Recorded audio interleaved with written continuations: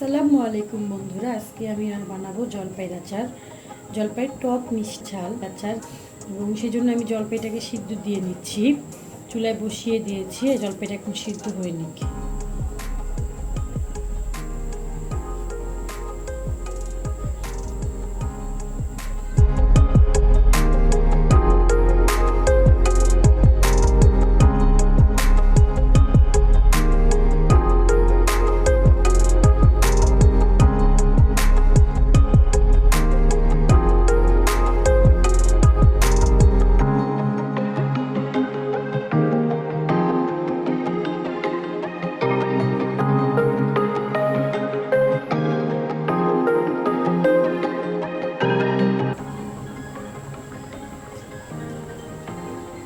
জলপাই বেশি সিদ্ধ করতে হয় না, তাই আমরা একটু পরেই জলপাইটাকে ছেঁকে নেব।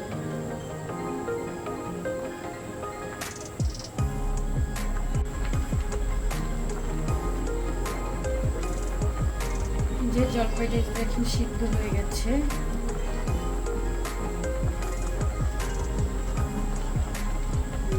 ছেঁকে নিব।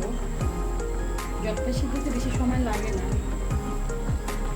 চুলাটা বন্ধ করে দিই।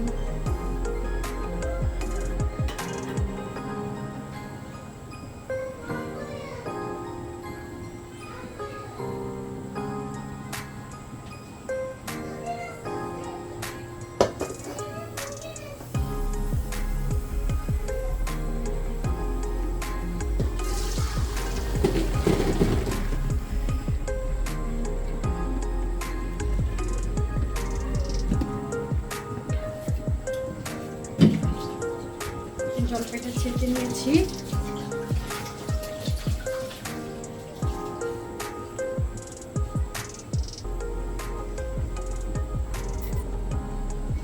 জলপাইটা ছেঁকে নিয়েছি।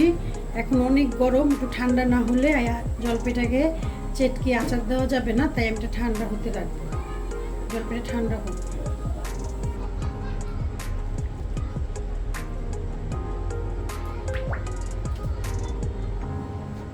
তেল দিয়ে দিলাম সরিষার।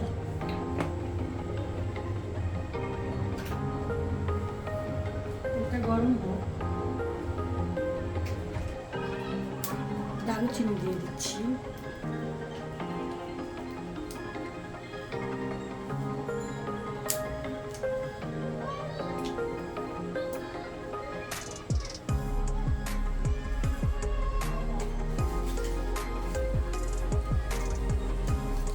দিয়ে দিচ্ছি।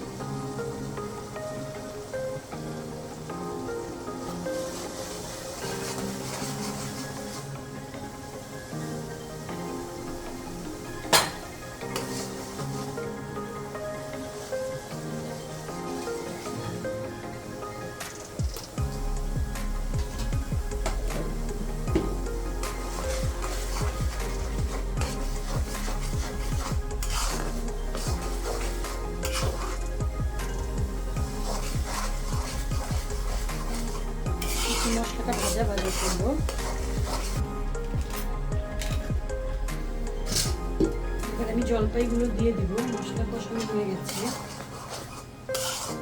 এবার উঠিয়ে দেখে নেবেন যে একটু ভাজা ভাজা হয়েছে। আমি জলপাই দিয়ে দেবো, সিদ্ধ জলপাইটি এভাবে হাতে করে দিয়ে দেবো।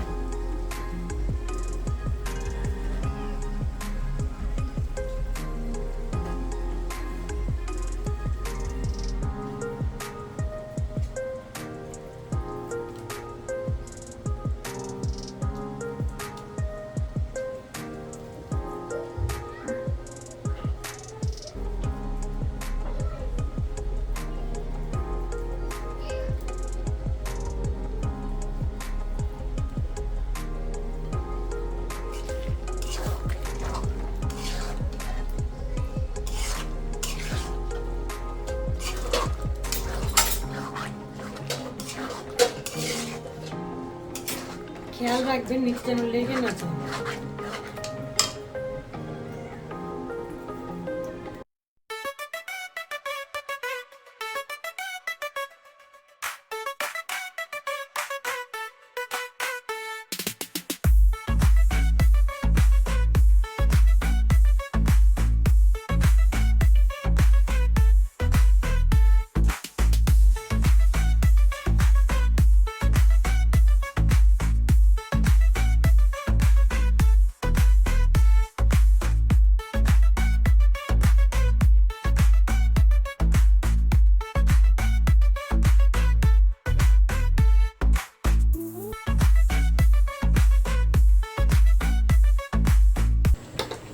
দিয়ে দিব চিনি, মিষ্টি আচার তো তাই চিনিটা একটু বেশিই দিব।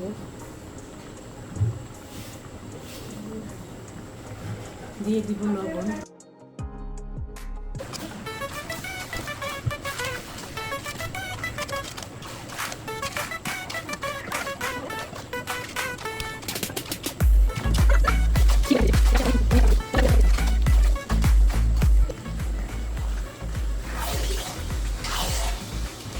চিনি গলে পানি ছেড়ে দিয়েছে। এটা আস্তে আস্তে অনেক সময় নিয়ে আচারটা বানাতে হবে। যত জাল করবেন আচারটা তত টেস্ট বাড়বে।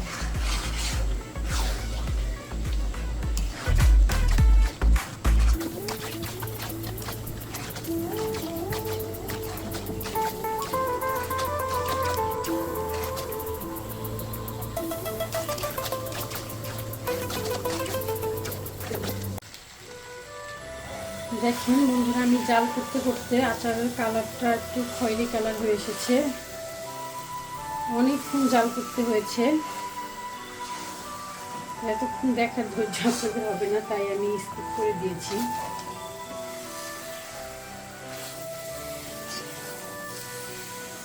আচারটা আমার প্রায় হয়ে এসেছে।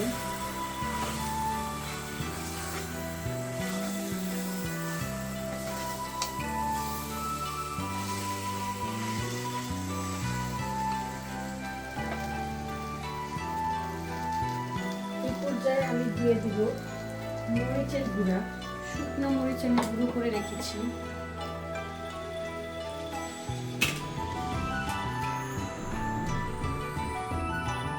এই যে দেখেন শুকনো মরিচ আমি গুঁড়ো করে রেখেছি ভেজে, এখন দিয়ে দেবো এটা।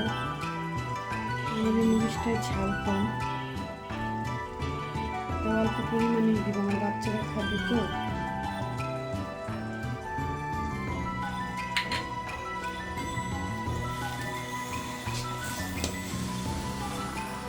আচারটাই হলো টক মিষ্টি ঝাল, তাই একটু মরিচ দিলাম। মরিচটা না দিলে অত ভালো লাগবে না খেতে। অল্প একটু দিয়ে দিব।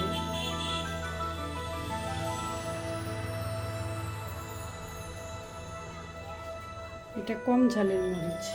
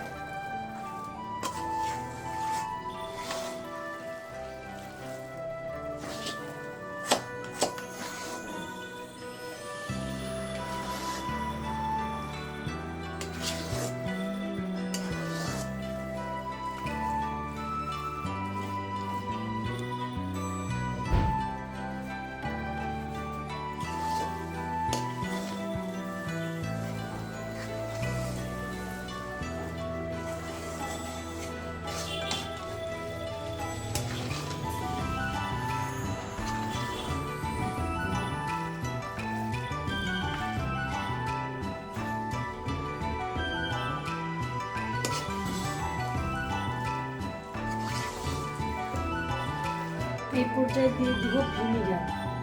দেখেন আমি এতটুকু পরিমাণ ভিনিগার নিয়ে নিয়েছি।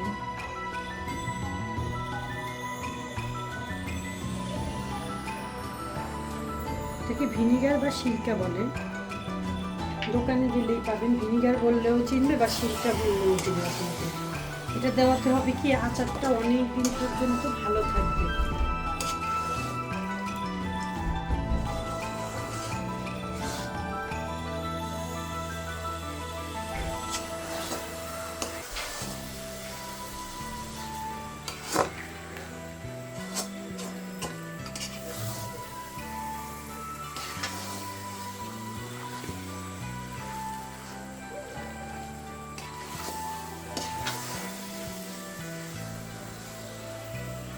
এবার দিব আচারের আসল মশলা, যেটা না দিলে আচারের যে অরিজিনাল ফ্লেভার আর গন্ধ সেটাই বের হয় না।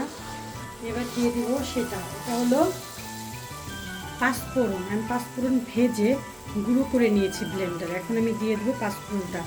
এটা না দেওয়া পর্যন্ত আপনি যে আচারের একটা সুন্দর ফ্লেভার সেটাই বের হবে না। তাই কখনোই পাঁচফোড়নকে স্কিপ করতে যাবেন না, পাঁচফোড়ন আপনার দিতেই হবে।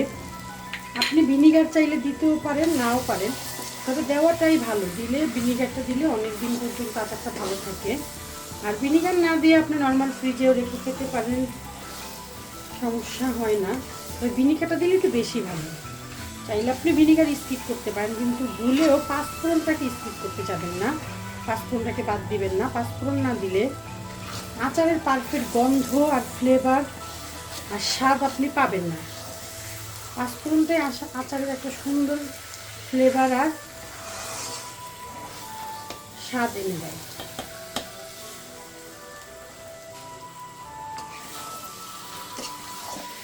আর পাঁচফোড়নটা অবশ্যই আচারটা হয়ে আসার একটু আগে দিবেন। বেশি আগে দিলে পাঁচফোড়নের গন্ধটা নষ্ট হয়ে যায় চুলার আঁচে। ঠিক অল্প একটু আগে, নামানোর আগে আগে পাঁচফোড়নটা দিয়ে দিবেন। আমার আচারটা হয়ে গেছে, আমি আপনাদেরকে কাছ থেকে দেখাচ্ছি। দেখেন এই যে আমার আচারটা হয়ে গেছে, কালারটা কেমন এসেছে।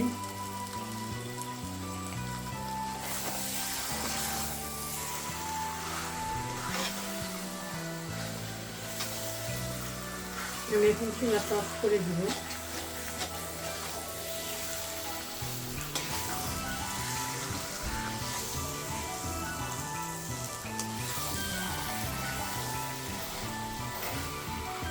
আমি এখন চুলাটা অফ করে দিচ্ছি। আমার আচারটা হয়ে গেছে। এখন আমি আপনাদেরকে আচারটা ফ্রিজে তুলে দেখাচ্ছি কেমন হয়েছে। আর এরপরে যখন আচারটা ঠান্ডা হবে তখন আমি বয়মে ভরবো। আর বয়মে অবশ্যই আচার ঠান্ডা করেই ভরতে হবে। আপনি যে কোনো আচার দেন, এই টিপসটা মনে রাখবেন, কখনো কোনো গরম আচার বয়মে ভরতে যাবেন না।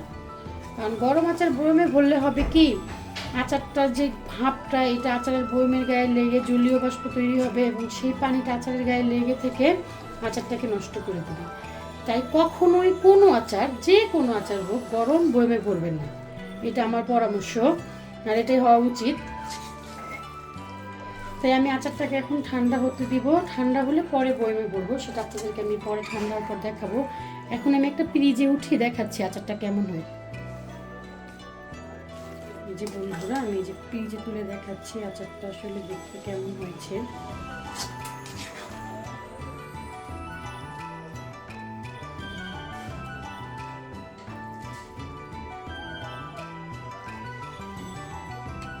যে দেখেন আচারটা দেখতে কত লোভনীয় সুন্দর হয়েছে। তো এভাবে করে আপনারাও বানাবেন। আর আমি কিভাবে বয়মে রাখি, সংরক্ষণ করি, সেটাও আপনাদেরকে দেখাবো। আমি তো আচারটা ঠান্ডা হতে দিলাম, আচারটা ঠান্ডা হোক, তারপর ফিরে আসবো। এই যে বন্ধুরা, আমার আচারটা ঠান্ডা হয়ে গেছে। আমি এখন বয়মে ভরবো। বিসমিল্লাহ।